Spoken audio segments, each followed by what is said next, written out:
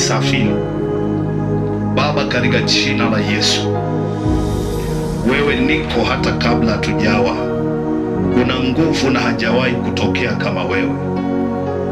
Kwa jina la Yesu, nageuza maji haya sasa hivi yasiwe ya kawaida, yabadilike kabisa, yakavunje kazi za ibilisi kwenye maisha ya watu, yakavunje kazi za mapepo kwenye miili ya watu, yakafute alama kwa waliowekewa alama, yakafute mihuri kwa waliogongwa mihuri, yakaondoe uhalali wa kumilikiwa kwa wanaomilikiwa.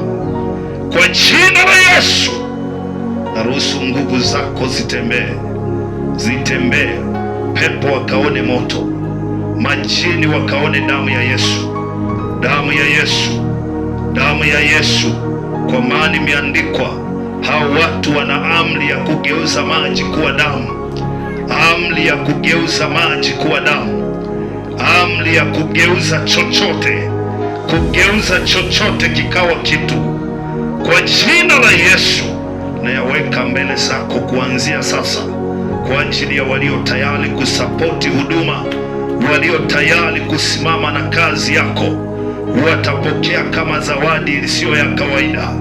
Kwa jina la Yesu Kristo, kila panapotua hata tone dogo pakawe moto, kila panapotua hata lile tone ikawe damu ya Yesu, ikawe damu ya Yesu, ikawe damu ya Yesu, kuzivunja kazi za ibilisi majumbani, kuzivunja kazi za ibilisi kwenye miili ya watu, kuzivunja kazi za ibilisi kwenye biashara.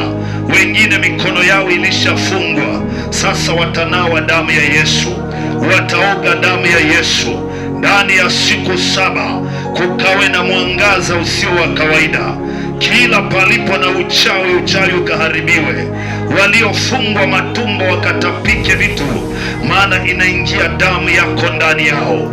Kwa jina la Yesu Kristo, kuanzia sasa, Bwana umeinuliwa, umeinuliwa, umeinuliwa, umeinuliwa Yesu. Nami sasa ninayachukua haya na kuyafungua hapa kwa jina la Yesu. Kila ambaye shetani amemfanyia mchezo, huo mchezo ukavunjike, ukavunjike, huo mchezo ukavunjike, huo mchezo ukavunjike, huo mchezo na ukavunjike. Kila uchawi na kila giza likaharibiwe kabisa kwenye maisha ya watu. Kila waliokamatwa wakaachiliwe, walio wagonjwa sasa maji haya yatibuke, kwa maana imeandikwa, kuna wakati malaika hushuka akayatibua yale maji, na aliye wa kwanza kuingia alipona ugonjwa wowote, ugonjwa wowote ukapone. Wote walio tayari kusimama na kazi ya Mungu wakapone ugonjwa wowote, wakaponywe ugonjwa wowote, wakaponywe ugonjwa wowote, iwe ni ugonjwa wa kiuchumi, iwe ni ugonjwa kwenye ndoa, iwe ni ugonjwa kwenye mwili. Kwa jina la Yesu, ugonjwa wote na ukapone. Watu wakapokea miujiza isiyokuwa ya kawaida kwa njia nyepesi kama hii. Kwa jina la Yesu, mtu aseme amina.